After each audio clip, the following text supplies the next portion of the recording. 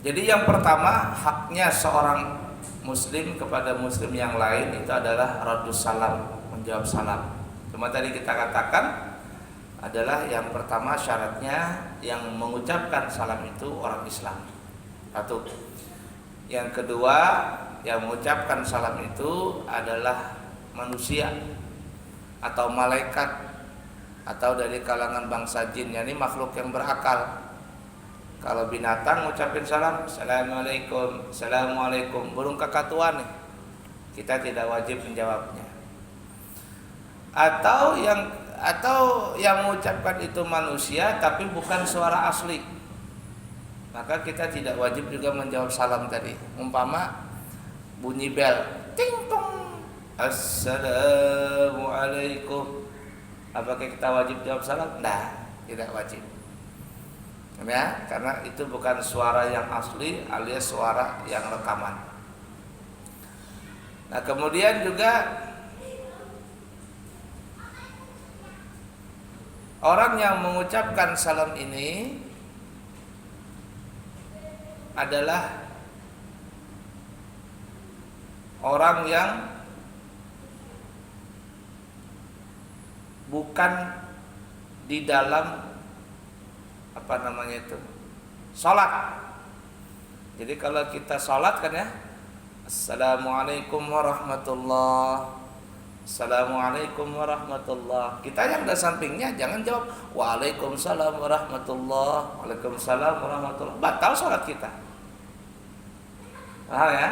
Nah, jadi bukan salam untuk sholat, tapi salam penghormatan yang memang dilakukan di dalam Islam. Kemudian mengucapkan salam tadi hukumnya sunnah dan menjawabnya adalah wajib. Tapi kalimat yang baik itu adalah dengan kalimat waalaikumsalam, bukan alaikumsalam. Assalamualaikum, waalaikumsalam, bukan alaikumsalam, tapi kalimatnya waalaikum tambah waw. Waalaikumsalam. Maksudnya apa? Kalimat waw itu adalah waw ataf, yang mana kalau diistilahkan bahasa kita nih ya, assalamualaikum, salam sejahtera untukmu. Lalu kita jawab waalaikumsalam, dan atas mula juga keselamatan. Artinya saya dan kamu selamat insyaallah, sejahtera. Ada kalimat wow di situ. Tapi kalau cuman alaikumsalam atas keselamatan, berarti cuman kamu saja, aku tidak. Atau aku saja yang selamat, kamu tidak.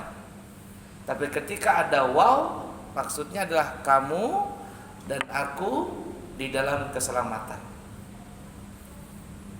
Udah dipaham kira-kira ya? Kemudian juga kalau seandainya ada seseorang mengirim salam kepada kita, maka kita wajib menjawab salam itu juga, tapi kalimatnya berbeda. Jadi orang banyak gak paham ini. Umpama nih ya, kita punya teman si A, umpama Haji Fulan, umpama. Anggap saja Haji Abdullah, itu teman kita. Lalu ada kita punya anak buah, kita punya anak buah yang kerja di toko kita. Waktu itu dia kerja, kita nggak hadir di toko. Lalu Pak Haji Abdullah ini datang ke toko kita. Dia nanya sama anak buah kita, mana Pak Haji si Fulan? Artinya kita nih yang dituju nih. Oh, Pak Hajinya lagi keluar. Oh ya sudah, nggak apa-apa. Kata Pak Haji Abdullah ini, tamu ini, dia bilang nanti sampaikan salam ya sama bosmu itu Pak Haji Fulan dari Haji Abdullah. Kata si pelayan ini, anak buah kita, nggih insyaallah. Nah kemudian berangkatlah Pak Haji Abdullah ini. Lalu kita sebagai bosnya datang. Anak buah kita ini bilang, bos, bahasa kitanya nih ya. Tadi ada Pak Haji Abdullah ke sini. Kita bilang, "Ada apa?" "Ya tadi mau ketemu bos, cuman karena bos nggak ada, akhirnya dia pulang." "Oh, ada nitip apa gitu?" "Nggak ada bos, cuma dia nitip salam saja." Nitip salam buat bos. Apa jawabannya? "Waalaikumsalam." "Oh tidak." Jawabannya coba ini ya. "Alaika wa alaihi salam." Alaika wa alaihi salam. Atasmu dan atas dia juga keselamatan. Jadi jangan jawabannya waalaikumsalam, cuman orang ini aja yang nyampaikan salam mendapat keselamatan. Pak Haji yang ngucapin salam tidak dapat keselamatan. Tapi jawabannya alaika wa alaihi salam atau wa alaika wa alaihi salam. Atasmu yang ngirimkan salam ini dan kepada orang yang tadi ngucapin salam, kedua-duanya semoga Allah memberikan keselamatan. Begitu caranya. Udah dipaham kira-kira ya?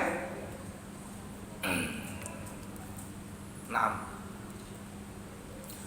Kemudian salam ini, mengucapkan salam ini bisa gugur kewajibannya apabila orang yang mengucapkan salam itu kepada orang yang diberikan salam kondisinya tidak memungkinkan si orang yang menjawab salam ini untuk menjawabnya. Contoh, ada seseorang lagi sholat,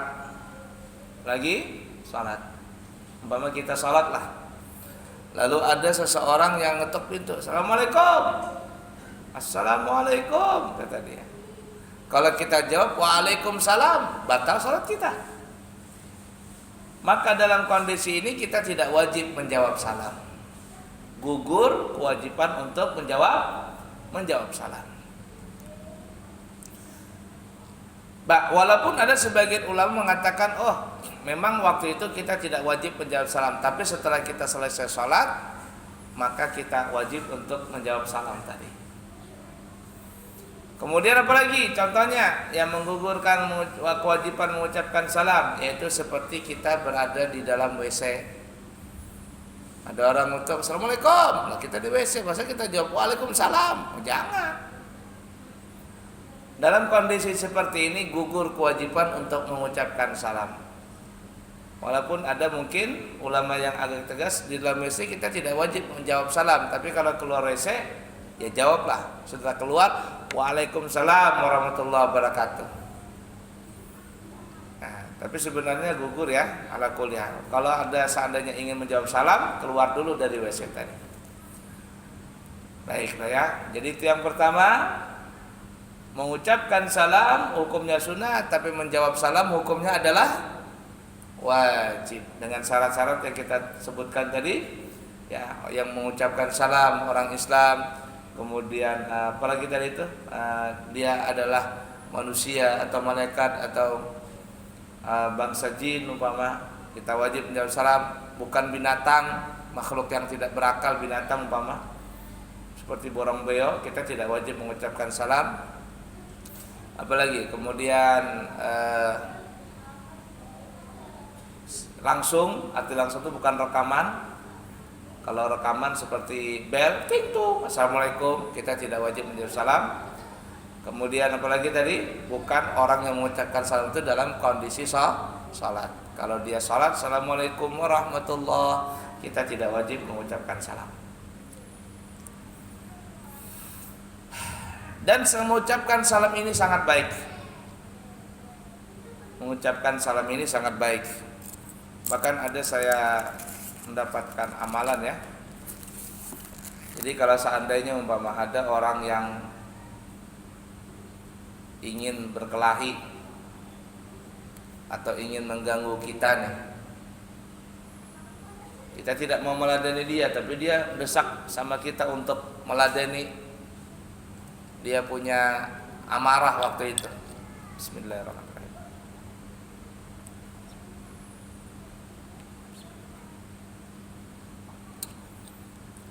Ya, membludak amarahnya, emosinya membludak. Maka kita ucapin salam kepada dia. "Assalamualaikum warahmatullahi wabarakatuh." Kalau dia menjawab salam, waalaikumsalam warahmatullahi wabarakatuh, maka reda dia punya amarah itu. Dia akan reda punya amarah.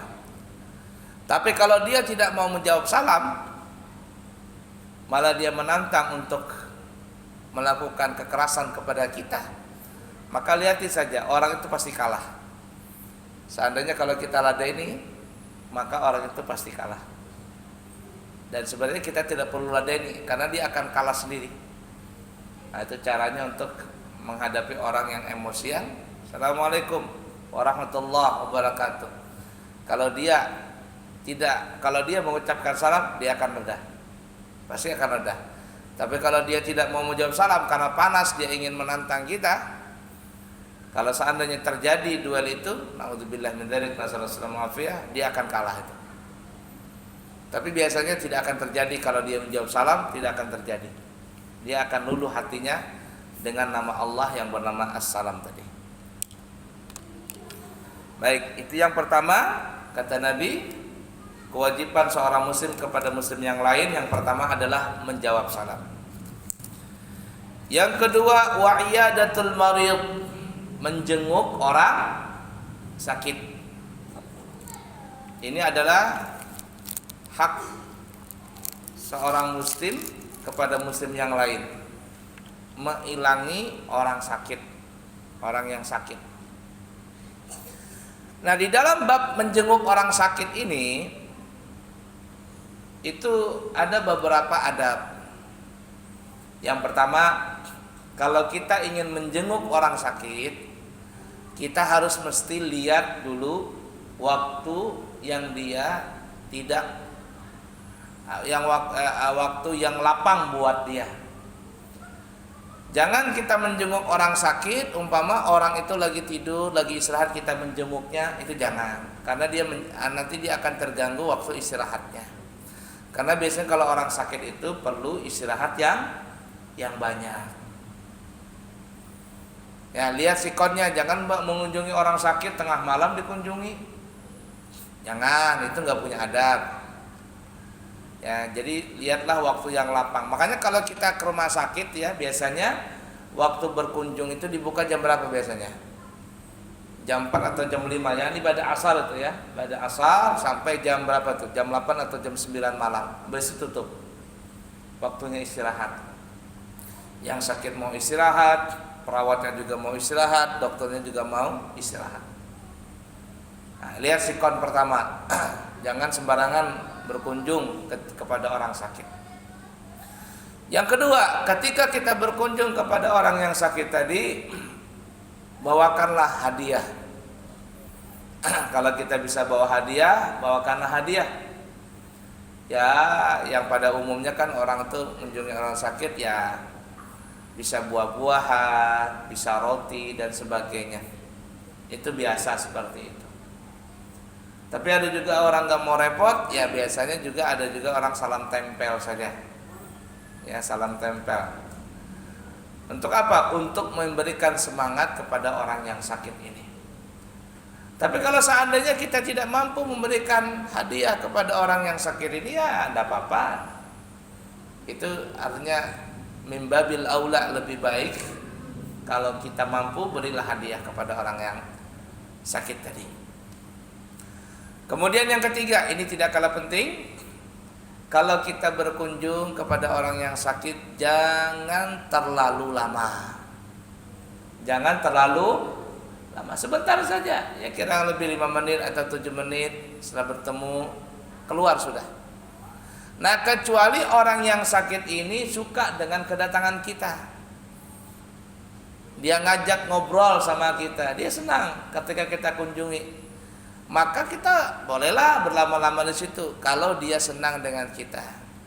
Tapi kalau sudah raut wajahnya sudah mulai berubah dan sebagainya, jangan terlalu lama. Jadi berkunjung itu ya 5 menit atau 7 menit sudah keluar. Salaman sudah keluar. Kecuali orang yang sakit itu senang dengan kita. Kemudian yang selanjutnya, adab selanjutnya yang keempat atau yang keberapa ya? Yaitu berbicara, memberikan semangat, motivasi kepada orang yang sakit ini. Jangan sampai kita berbicara melemahkan daripada semangatnya. Dan ini terkadang banyak orang keceplosan dalam masalah ini. Kita kunjung dengan teman kita, kita bilang sakit apa Pak? Aduh sakit komplikasi ini, sudah asam urat lah ini, stroke lah ini, macam-macam. Oh ya gitu kah?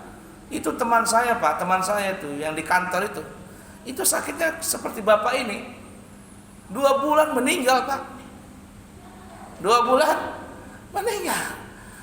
Orang yang sakit tadi ini, yang tadi mau dapat semangat, ternyata dikatakan begitu, langsung down dia punya hati. Ini sama saja doain saya sakit. Dan itu sering orang yang keceplosan seperti itu. Jadi jangan menyamakan penyakit dia dengan penyakit orang yang pernah kita kunjungi, apalagi yang kita ceritakan orang yang sudah meninggal. Tapi kalau kita beri semangat Pak, jangan patah hati Pak, itu saya punya teman, dia itu cuci darah juga kayak Bapak, tapi dia sampai sekarang masih hidup, semangat bekerja, asalkan Bapak bisa menuruti saran dokter, nasihat dokter. Teman saya itu 5 tahun sekarang ini masih sehat. Kenapa? Karena dia menuruti saran dokter.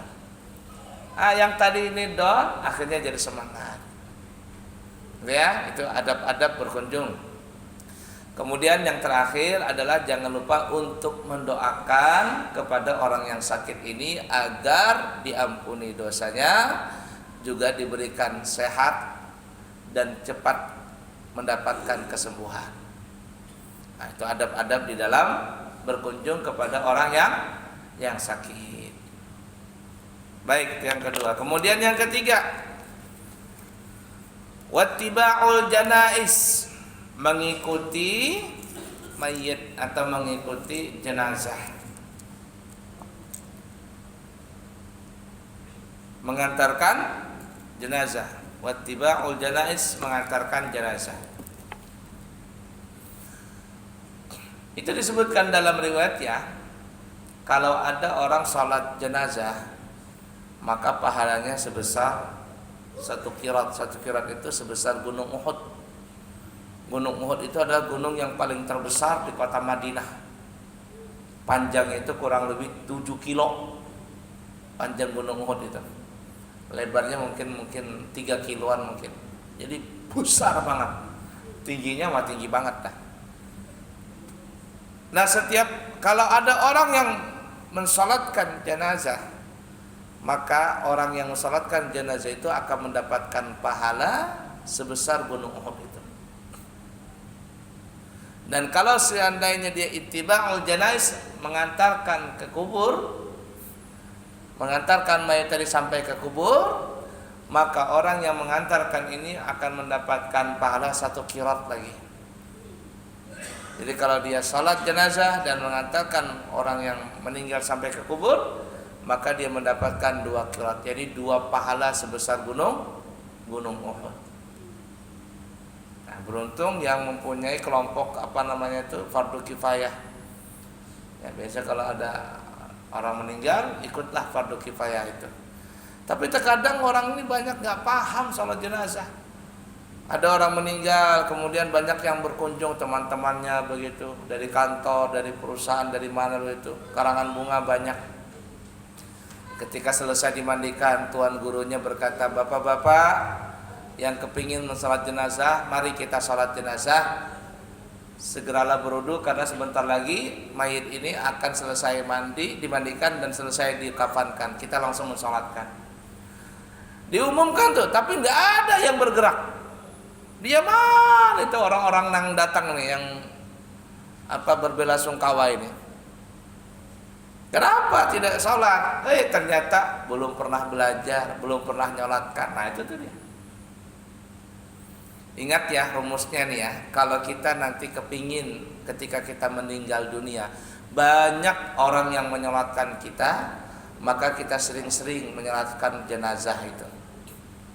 Kalau kita sering melaksanakan sholat jenazah, maka ketika kita meninggal dunia, insya Allah dan pasti insya Allah orang lain pun akan banyak menyolatkan kita. Udah dipaham kira-kira ya? Baik. mengantar orang yang meninggal dunia. Kemudian yang keempat, wa ijabatud da'wati, dan memenuhi undangan. Memenuhi undangan. Kalau seandainya kita bisa datang, maka segeralah datang ke undangan orang tadi. Tapi dengan catatan, yang pertama, orang yang mengundang ini adalah tidak ada unsur kemaksiatan di tempat itu, atau ada perbuatan yang amalun lagwiyun, atau perbuatan yang sia-sia. Umpama kita diundang untuk hadir dalam resepsi pernikahan, kemudian di situ ada konser musik, yang konser musik itu bisa melupakan seseorang dalam mengingat Allah, yang berlebihan ya. Nah, saya pernah diundang orang pernikahan, datanglah saya ke resepsi pernikahan itu. Waktu saya datang, guru Muhan ada juga datang. Akhirnya saya makan dengan guru Murhan berdampingan. Waktu itu ada biduan menyanyi. Waduh, pakaiannya seksi banget. Seksi banget. Ini serba salah, dilihat haram, gak dilihat sayang kan itu. Repotnya di situ tuh. Dia nyanyi lagu apa? Lagunya Ungu zaman dulu, band Ungu zaman dulu. Dia nyanyi gini, andai ku tahu kapan tiba ajalku, ku akan bertaubat. Gitu kan lagunya zaman dulu tuh, lagunya Ungu. Lalu guru Murhan bepandir lawan ulun di samping, jarnya, Ustadz jarnya, lagunya bagus, ingat kematian. Cuman nang menyanyi kada ingat mati, jarnya. Yang menyanyi kada ingat mati. La ilaha illallah. Ada juga pernah kita datang ke pengantin lah. Nah itu makanya kadang kita ini serba salah datang ke pengantin ini. Kalau pernah kita datang ke pengantin, waktu itu ada musik, lalu ada yang menyanyi. Siapa yang menyanyi? Waria bencong. Mak kalau waria ini kalau menyanyi alahan daripada Dewi Persik, loncat sana, loncat sini, la ilaha illallah. Jadi kita ini bukan LGBT yang menyanyi ini, parah seperti itu. Nah jadi waktu itu kita sudah datang. Kalau seandainya kita tahu ini, kita kadang mau datang. Makanya sebagian guru-guru yang wara, guru-guru nang wara itu, kalau dia dalam datang pernikahan, kalau dia di situ ada nang ibarat kata sampai ada perbuatan yang bisa melupakan kepada Allah, dia kadang mau datang. Kalau datang pun juga datang, maka biasanya imbah tuntungan acara atau sebelum acara mendoakan saja, itu boleh sini. Makan pun terkadang-kadang. Supaya apa? Supaya mereka itu lebih gampang menjaga hati mereka. Karena bisa disalahkan juga guru-guru seperti itu, karena mereka makamnya lain. Kalau kita ini kan makamnya ketujuh dengar musik. Kalau bubahannya kada. Yang pertama ya, tidak ada unsur kemaksiatan di situ atau ada perbuatan yang bisa mensia-siakan mengingat kepada Allah. Kemudian yang kedua, syaratnya kita lihat dulu orang yang mengundang ini, soal makanan minumannya betul-betul halal atau tidak. Kalau dia bikin acara di situ ada unsur tidak kejelasan halal haramnya, maka kita boleh tidak hadir ke tempat itu. Kalaupun kita hadir juga ya sekurang-kurangnya kita hadir dan tidak makan. Ada orang bertakun lawan kita. Jadi jarnya, guru jarnya, ulun ini diundang orang, tapi ulun tahu nang mengundang ini nih rentenir di pasar. Karena ulun kan orang pasar nih. Si Din ini di pasar tuh menghutangi orang berbunga. Gimana ulun datang atau kada? Jadi kita datang aja. Tapi kalau pian ragu-ragu, ibarat kata tentang halal haram makanannya, kada usah dimakan. Karena orang yang datang ke tempat acara itu tidak wajib makan, hadir saja cukup. Hadir saja cukup. Kan yang diundang kan hadir tuh. Ala kuliah. Nah, jadi seperti itu tuh. Banyak sih ya syarat-syaratnya, cuman yang terpenting adalah tadi tidak ada unsur kemaksiatan di tempat itu. Baik, kemudian yang terakhir yang kelima, wa tashmitul atis. Mentashmit orang yang bersin. Apa tashmit itu? Mendoakan orang yang bersin. Tapi dalam riwayat yang lain, idza hamidallah, apabila orang yang bersin ini mengucapkan alhamdulillah. Acin. Alhamdulillah. Kita bilang yarhamukallah. Lalu dijawab lagi sama orang bersin, yahdikumullah. Itu jawabannya. Acin. Alhamdulillah yarhamukallah. Kita lagi yang bersin tadi, yahdikumullah. Tapi kalau ada orang yang bersin, acin, enggak ngucapin alhamdulillah, maka kita tidak ada keharusan untuk menjawab atau mendoakan yarhamukallah. Karena dalam riwayat yang itu dikatakan idza hamidallah, apabila orang yang bersin itu mengucapkan alhamdulillah. Nah ya. Cuman kalau sekarang ini kalau bersin, orang takutan. Jangan-jangan corona. Walaupun corona sudah aman ya, tidak ada lagi corona. Orang bisa lepas masker sudah. Ala kulli hal. Ada pertanyaan? Tanya Pak, silakan.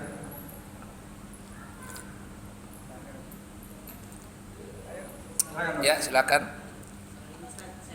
Waalaikumsalam warahmatullahi wabarakatuh.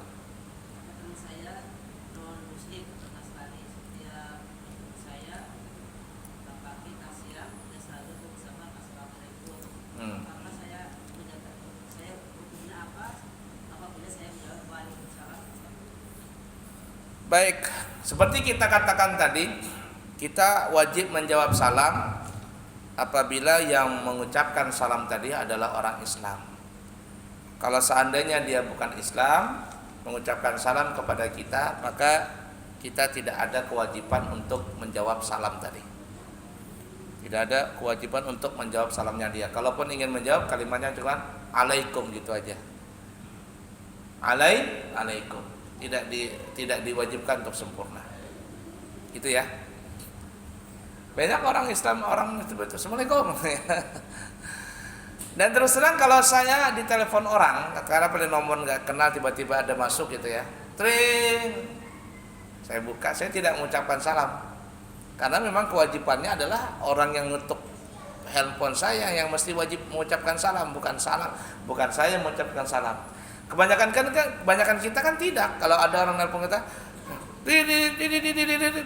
Assalamualaikum, kok kita yang ngucapin salam? Sebenarnya dia yang tata tertibnya adalah orang yang mengebel kita yang ngucapin salam, bukan kita yang mengucapin salam. Tapi mungkin karena ingin mendapatkan pahala langsung Assalamualaikum. Terus terang kalau saya pribadi saya tidak mengucapkan salam, saya ditunggu dulu, halo saya. Kalau dia bilang Assalamualaikum, berarti orang Islam nih. Waalaikumsalam kata saya. Kalau dia udah ngucapin salam, selamat pagi Pak. Biasanya orang bank kata saya nih. Selamat pagi Pak, selamat sore Pak. Kata saya ini orang bank ini biasanya. Nawarkan kartu kredit, nawarkan asuransi, langsung saya tolak aja.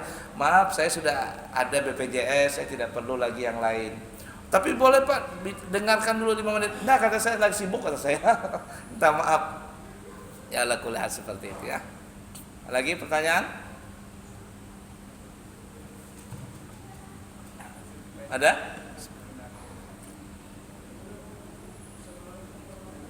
Waalaikumsalam warahmatullahi wabarakatuh.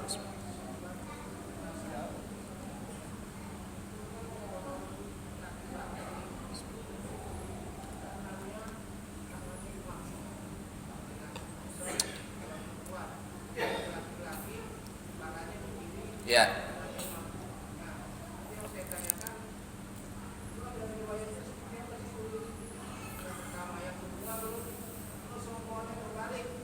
Apa itu? Oh iya.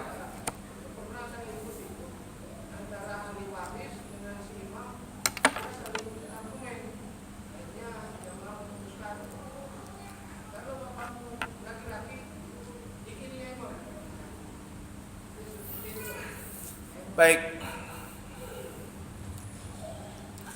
Itu ya, memang ada pendapat seperti itu. Kalau laki-laki mayat itu kepalanya di sebelah kiri. Mana kiri? Sini ya. Sebelah sini kiri. Ini kanan saya. Kan hadap sana kiblat ya. Kepala si mayit itu sebelah kiri kalau laki-laki, kalau perempuan di sebelah kanan. Ala kulli hal itu tidak ada kewajiban, itu cuman para ulama berbeda, ada pandangan ulama seperti itu.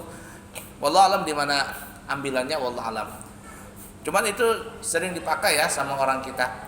Cuman saya lihat di Jawa itu kalau orang sholat jenazah nggak ada kanan kiri ya, pokoknya mau kepalanya di kanan semua, mau laki mau perempuan, mau bencong, ya bencong asli bencong jadi-jadian ya tetap saja di kanan semua. Ya ala kulli itu yang ada di daerah-daerah kita. Karena ada ulama yang menganjurkan demikian, maka kita seperti itu. Cuman yang jelas adalah kalau laki-laki imamnya adalah di kepala, gitu ya.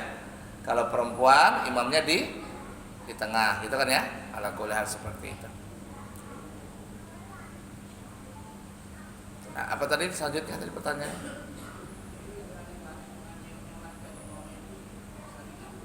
Ya begitulah ahli waris ya.